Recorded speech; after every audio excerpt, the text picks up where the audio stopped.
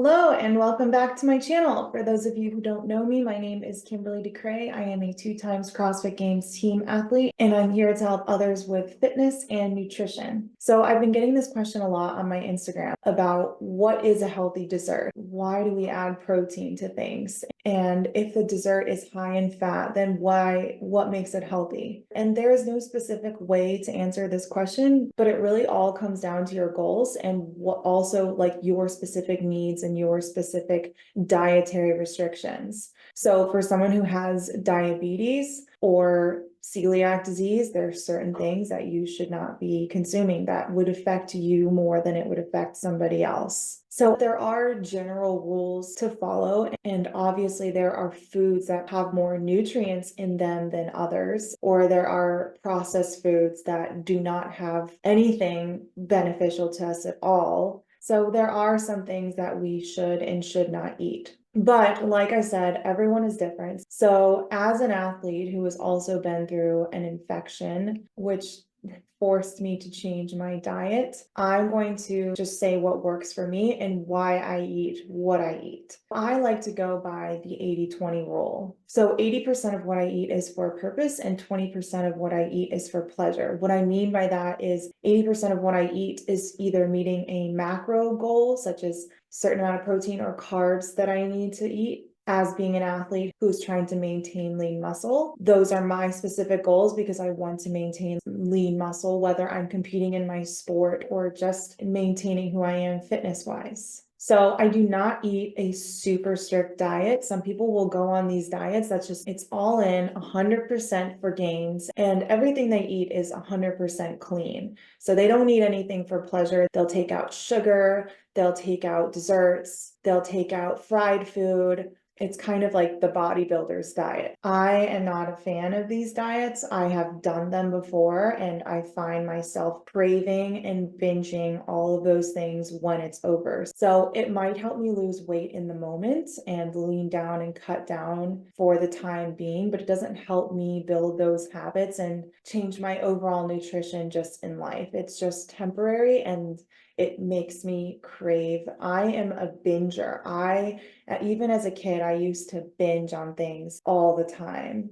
If I feel deprived from a certain type of food, then I will binge on it. And it is kind of this relationship that I've always had with food. And I think it's why I've finally found a place where I'm happy with food and happy with where I am in my day to day, what I eat, because I've developed this 80-20 rule. So I'm not strictly taking anything out, but for 80% of the time, I'm trying to eat whole foods, foods that meet my, like I said, macro goals, and also foods that have nutrients in them that my body needs. But there is a line in between this gains and pleasure. And a lot of the times it will cross both. So for instance, this tilapia and rice meal that I had, yes, the tilapia was lean. It didn't have that much fat, even though fat isn't bad for you. Everyone has a certain amount of fat they need to reach every single day. But this meal that I had, the tilapia I had, was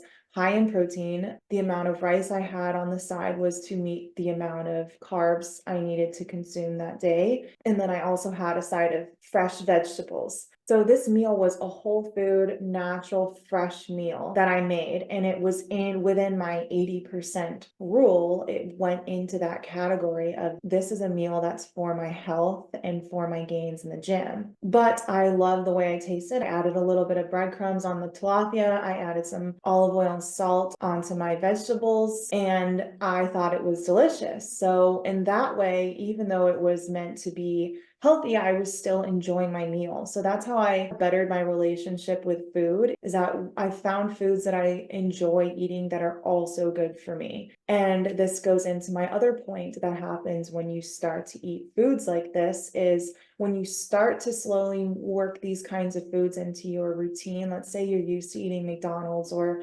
Taco Bell or fried food every single day. Let's say you have really bad habits when it comes to fried food or fast food. When you start to incorporate meals like this, it might be tough in the beginning. That's why you need to start with something you really like that you know is on the healthier side. Let's say there is a healthy food that you really like. It's not super expensive, but you know that you like it. Try to add that in slowly. And then over time, as you start to incorporate these meals into your day-to-day, your taste buds will change. Not just your taste buds, but also your stomach. And this isn't really, it's a good thing and a bad thing, because whenever I do eat fast food, I can't even handle it. It hurts my stomach. I usually don't feel that good afterwards. So it's changed just my overall desire for fast food, and also how my body reacts to it. I don't feel good when I eat it, and I also don't really have that strong of a desire to eat it anyway.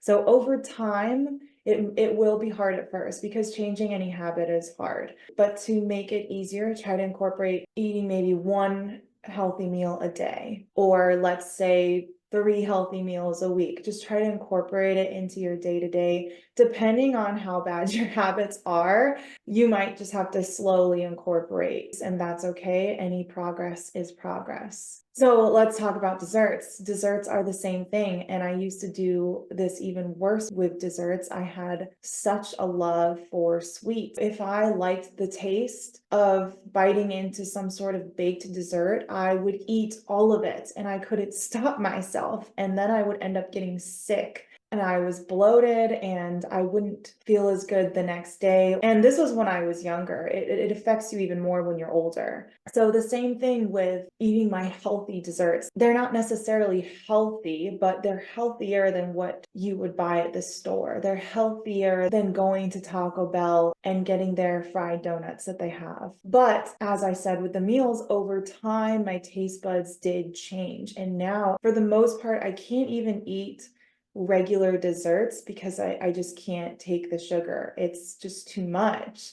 But I still love desserts. And don't get me wrong, there are certain desserts that will get me, like just a plain Tall House chocolate chip cookie, that I still love those, but I don't crave them as much as I used to. And overall, I don't crave the sugar, the high sugar. I don't need it, and my taste buds don't need it as much as I used to. So when I discovered healthy desserts, it changed my life. So I slowly added them. If you have a sweet tooth, some people don't even have a sweet tooth, but this is for people who have a sweet tooth like I do, and you need desserts. Like just gotta have them. I slowly added the healthier versions of desserts. I started adding protein powder to them, because the protein powder company I use is just good for baking, and it actually tastes really good. So I was like, well, I'm hitting my protein goals at the same time while I'm eating it. I don't even taste the protein, so might as well. And over time, it just started to change my taste buds. And now that's all I really eat, is like homemade, healthier